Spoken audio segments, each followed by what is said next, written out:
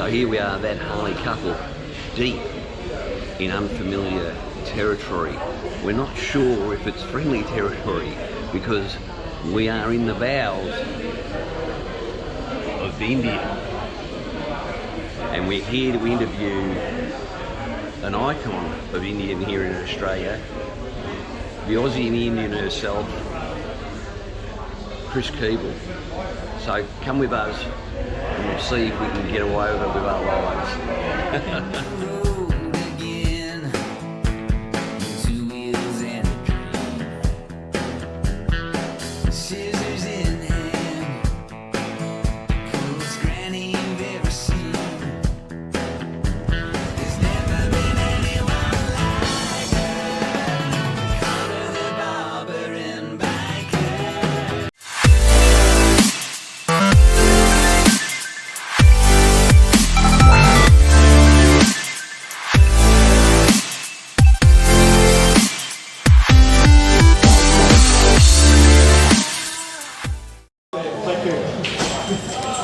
G'day everyone, Whitey here again for that Harley couple. Have to be a bit quiet because we're deep in, see what I mean? We're deep in unfamiliar territory.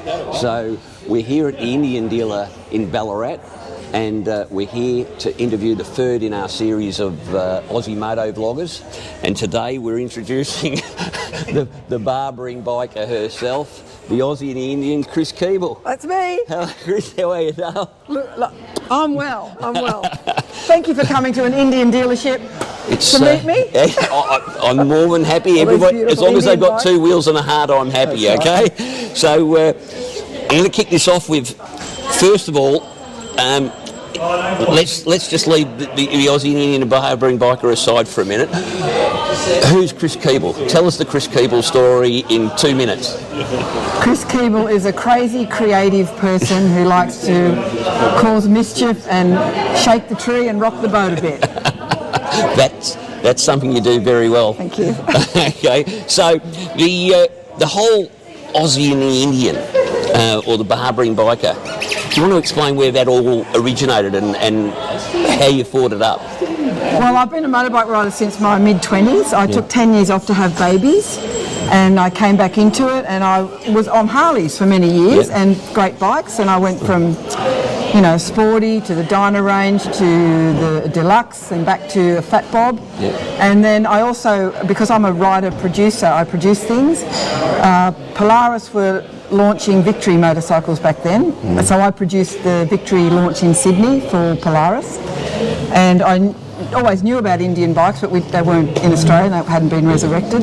And then of course when Polaris started talking about Indian motorbikes, I said, I will jump over to Indian when they come out. So I used to go into the showroom, they never had one on show, they used to just have the big motor. And I go, oh my God, you know, the deluxe was too big for me, and I went back to a Fat Bob size, and I go, how the hell am I going to go up to an 1800? But I love the backstory of Indian, and I like the brand, and I was starting to feel a bit about the Harley brand, with all due respect. Sorry. But I just you're cutting deep. You don't need a knife to cut deep, do you? I know, but I was getting bored with them, and I'll tell you what I was getting bored with. When I would say to people, would say to me, what do you do? I said, I ride motorbikes. And they would say to me, what do you ride? And I go, here we go, I ride a Harley Davidson. Oh, midlife crisis. Oh, you're a bad girl. You know, I was getting those sort of What's wrong with being a bad girl? Nothing. I've had good times being a bad girl. I bet. Anyway, but having said all that, Harleys are great, don't get me wrong, but I like to do things differently, and at that point, none of my friends were on Indians, and I just thought, I'm going to get an Indian, so then I got kicked out of all the groups I belonged to. I find that brand thing a load of crap personally. I don't care what someone rides. I don't care if I ride a Kawasaki, an Indian, a Harley, a bloody... If they're on two wheels and they're out in the wind, who cares? Exactly. You know, I've had other bikes. I've had Royal Enfields, and I just sold a Royal Enfield actually that I rode. Well, there's a lot of Royal Enfields over the back here, and they're a good-looking little bike. These new Royal Enfields, I like them a lot. Okay, but you've settled on the Indian. You didn't just settle on an Indian though, did you? No. You got an Indian and you did this to it. Yeah, it's all or nothing for me. How did this come about there? Well, the last Harley I had, I started bespoking that as well. So it started to get in my DNA, the whole, I like to customise things. Yeah. So when the Indian came out, it's not my favourite, the Chief is not my favourite Indian. The Springfield's my favourite Indian motorbike because it's got a slightly shorter rake, and same with the Chieftain. Yeah. These are a bit more cumbersome, but I had a certain look and design that I wanted to achieve, and the vintage Chief was the only one that could come. So how long have you had Calamity Jane? Be 6 years. So she's a 2016 model, but I got her in 2017 new, but so by the time they come from America, there's plates, you know, there's a year's gone by or whatever. Yeah. So, so I've had her. She was a black bike, but and I bought the black because I didn't want black. So I just had a clear vision in my head. So I designed the wrap, that's a vinyl wrap. Yep.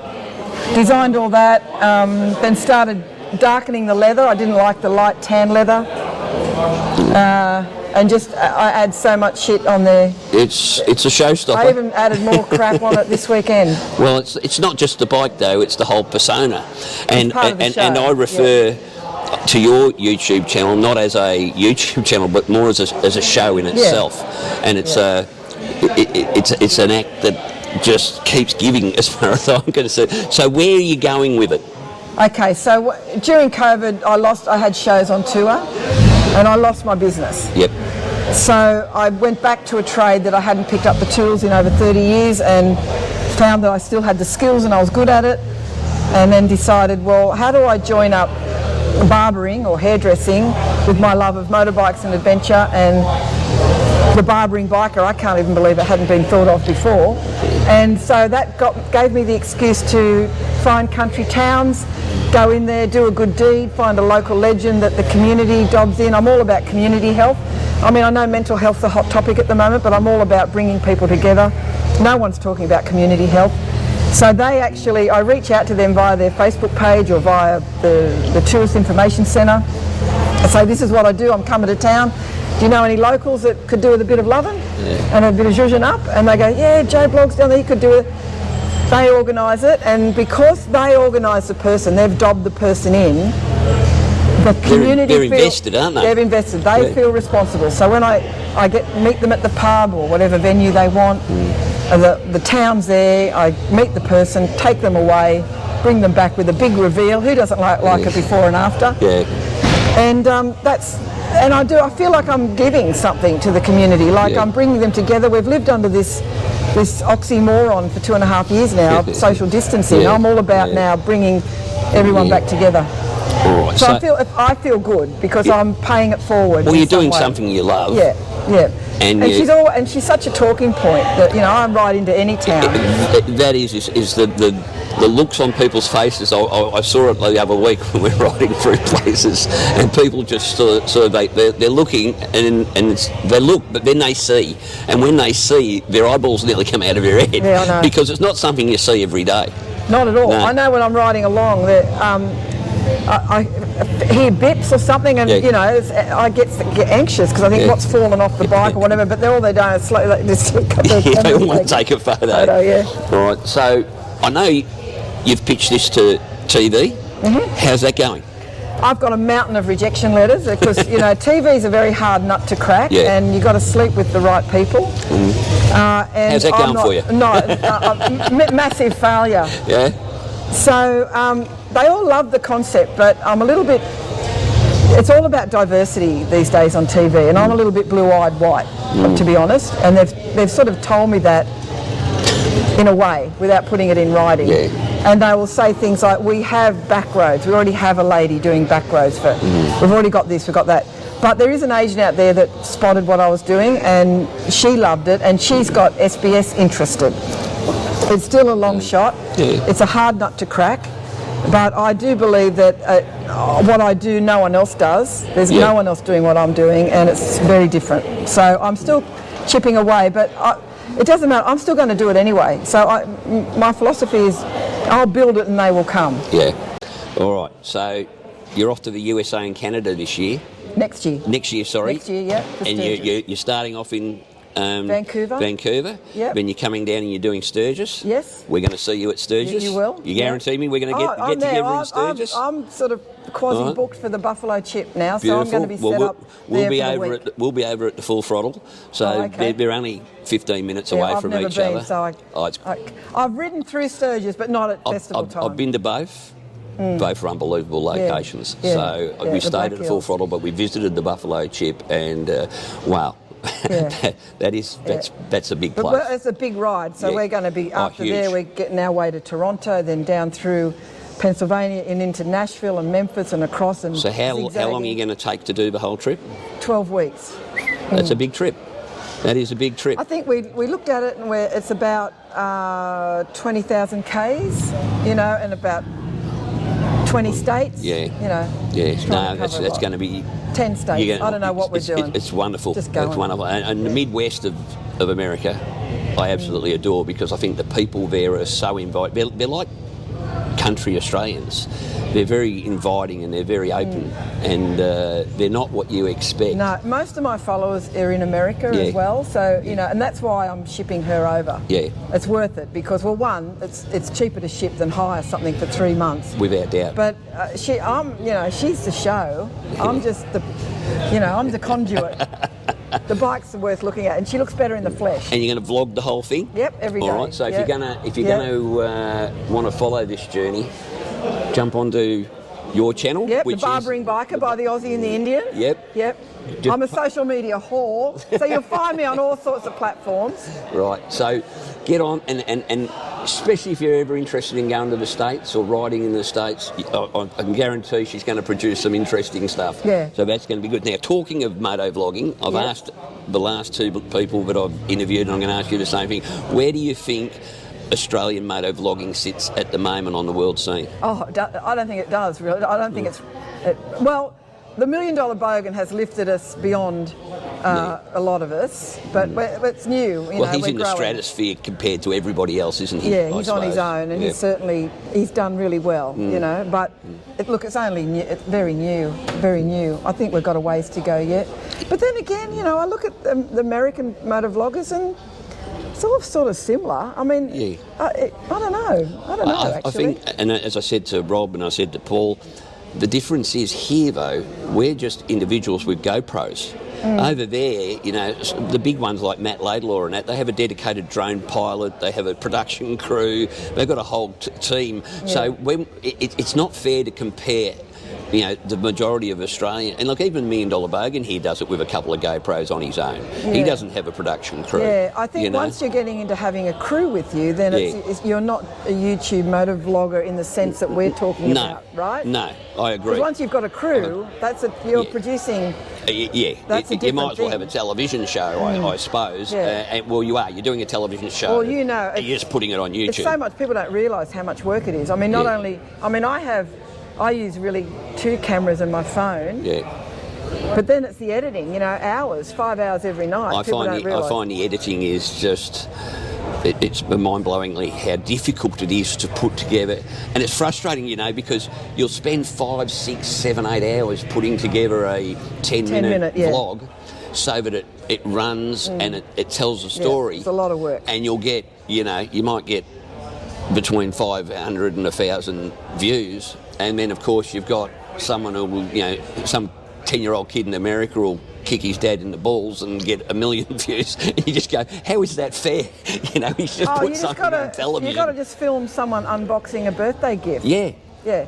My granddaughters follow this A for Adley, and 2 million subscribers, and all they do is follow her around the house with her playing. Well, our grandkids who were 7 and 8 put us on to a bloke called Mr. Beast. I'd never heard from him in my life. Apparently he's the biggest YouTuber in the world, and he's got over 100 million followers. I mean, he spends about $1 million an episode. I mean, that's okay. Well, he's moved into another strategy. He's moved into a thing. It's a bit different. Well, that's so you've got to compare apples with apples. That's right. And if you compare what the Aussie motor vloggers are doing now with one person on a bike with 1 or 2 cameras to the American one person on a bike with 1 or 2 cameras, we're pretty on par. Yeah, I think you'd agree. I mean, we all know Eric from Krakens Garage, and thanks again, Eric, for the shout-out you did for us the other week for the Harley couple.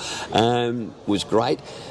it's a similar sort of thing. He's doing it all on his own with a GoPro and just producing really good content. Well, then well, from what I've seen of people doing that in America and what we're doing, it's the same. Yeah. So they've got an accent. Yeah. I suppose the only other difference is they've got such a huge audience base over there big too. Population. It's a massive population. So anyway, okay. So you've had a bit of an average year this year. Yeah, I have. We were really sad to hear about the loss of your sister, which was sad. And tell us about your Facebook channel got taken over and you lost everything. Thousands of supporters. Oh yeah, and I paid one of Australia's top Facebook rescuers. She works for the government and we're still trying to get it, but Facebook, get off your ass and fix this problem. Exactly. Ridiculous. So I lost my personal page, which of course then lost my Aussie the Indian page, which then also lost my connected Instagram site, and it's not only the followers, and they were genuine, authentic followers and stuff. I've never advertised or anything like that. It's the memories, you know. So I had pictures in there and stuff. I remember following it. I remember following it as you were explaining to everybody by putting up a new channel and saying, "Look, I've got this new channel just for now," and it was heartbreaking to watch because obviously you put so much work into doing it. So, all right. So, last thing. Where did you learn to ride? Because I'm telling you, last week we went for a little bit of a ride with Chris, and I'll set the scene for you. Okay, so we've run into him on the side of the road. We're about 75 k's out from Can River, and we've pulled over and said, "Hey, you guys all right?" "Yeah, no worries." And Damien said to us, "Well, you want to lead, Whitey?" Okay, so we've taken off, and I'm sitting on about the speed limit, spitting on just a little bit under the speed limit because I think, Chris is on Calamity Jane here. She's pulling Billy the Kid. So I don't want to go too quick, and because I don't know what a riding ability's like, and obviously, well, Damien goes past me, and I go, okay, I can see what he's doing. He's off to get ahead so he can do some videoing. Yeah. Great, no worries. So I'll just back off a little bit so that he can get ahead and get off the bike and get some video. Next minute, Calamity Jane goes past me. Well, who taught you how to ride? Because I won't be condescending and say you ride good for a girl. I'm just saying you ride good. Thank you. You ride really well. I had my moments. I had my mojo that Yes, that you day. had your mojo, and we were fully loaded. But I tell you what, I struggled. It was a big day, and we had a great time. Yeah. Between there and Can River was one of the best bits of day riding we've had for a long time. So where did you learn to do that, or is it just just naturally? Yeah, I've not done any courses or anything. I've just really. Yeah, no. Wow. But look, some days I ride like shit, And we all do. And that was an easy ride because those bends is what I love. It was flowing. If they were tight turns, trust me, I wouldn't have been going at that speed. Yeah. And which was the speed limit, by the way, just on. Yeah. Because there are there's sometimes I get up and I'm very ginger on the bike and I do take things slow, and sometimes I get up and I just feel like gunning it. You got me on a good day. But that's great advice for new motorcyclists too. Is if you're not feeling it, don't push it. I mean, you have those days where you feel really good and everything flows. I mean, you have those other days where you're just not on the boil, and it's a good time to pull your head in a bit, I suppose, and go, you know what, I'll just take it easy today. I'm very cautious, and I'll ride within my comfort zone. Geez, these Indians are noisy bastard bikes, aren't they? All right. So where are we at? Now. You've become an official Indian ambassador. Well, how does that work? Well, what does that entail? I'm a sort of unofficial ambassador. Unofficial ambassador. Okay. Yes, I do stuff for Indian. Today that was about a little bit. I don't want to be official, and they don't want me to be official, because once I'm official, I've got to toe the corporate line. And as you know, I am. Dropping the F-bomb every now and then, and I don't want restraints. I don't want to be shackled by corporate rules and laws. Yeah.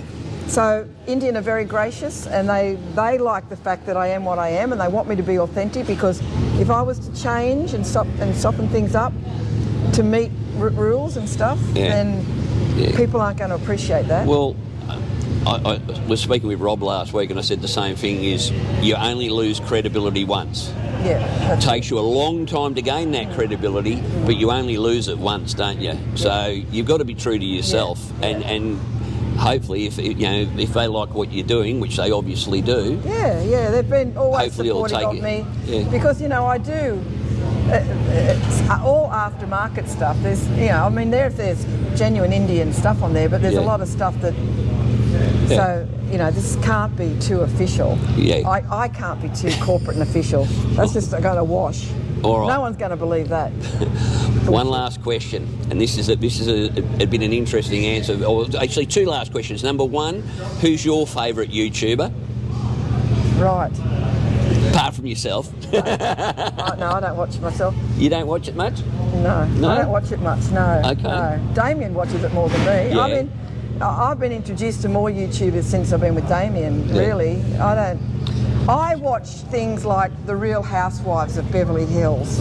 Really fucking good drama.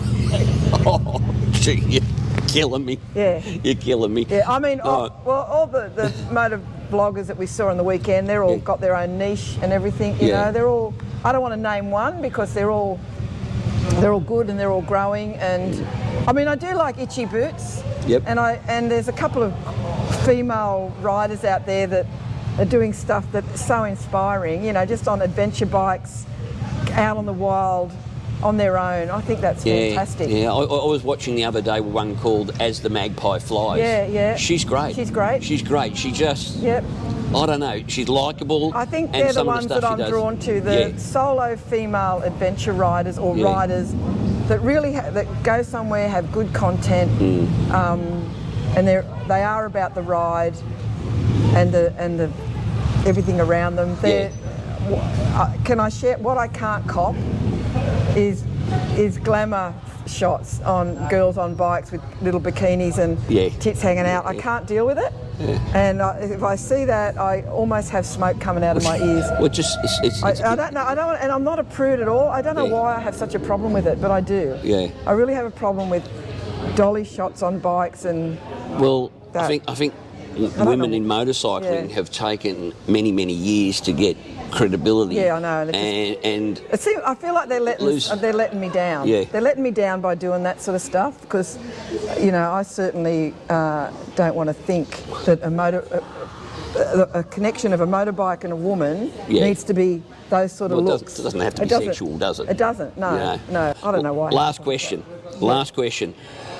If you had one piece of advice, and you can offer more if you like, but if you had one piece of advice for a new person getting into moto vlogging and into YouTubing, what would it be? Don't. No, do, but just, I guess, understand the time that's involved. If you want to take it seriously, it's time consuming. There's a lot of planning and prep, and I'm still not good at that. I just get on the bike and I start filming. I think, right, what am I going to do? You've come a little bit prepared. I'm very impressed. Whitey, I'm very impressed. I don't have microphones, for instance. Yeah. So I think if you want to make it something, you've got to plan, think about what you're going to do, you've got to have the equipment, you've got to get your sound right, and you've got to know editing. Yeah. And find your pocket. Well, that's a bit of advice. Find your pocket. Yep. Because you've got to find the niche. I mean, you don't want to do what everyone else is doing, and you've got to find what is it about you that makes people go, oh yeah, that's the pocket they're living in, and deliver that, because there are a lot of people doing the same stuff. Yeah. I'm trying not to do that same stuff. Well, as we all are. We're all trying to find that little thing, for sure. I'm in branding and marketing, so I'm all about the bullshit. Yeah. Perception is. I don't call it bullshit. I call it entertaining. Yeah. And perception is 95% reality. Yeah. Chris Keeble, thank you very much for your time. Thank you for your interest. Well, how could we not be interested in You'll this? have to grow your hair so I can give you a bit of zhuzhing up next time. If only I could. Yeah. Thank you very much. My pleasure. Thank you. The Aussie and the Indian. Barbering Biker, Aussie and the Indian. Yep. Call me anything. Don't call me late, but call me anything. You'll find me all over the place. Don't forget to like and subscribe to both our channels. That's right. Okay. The Aussie and the Indian and that Harley couple here in Indian territory. Nothing wrong with Harleys. I had wonderful 30 years on Harleys. I do like them. Yep. And I'm still very close to the hog chapters and the whole thing. No, I'm getting a wind up. Thanks for joining us. We'll see you on the Okay. next one. Peace, love, and happiness. Cheers. Bye.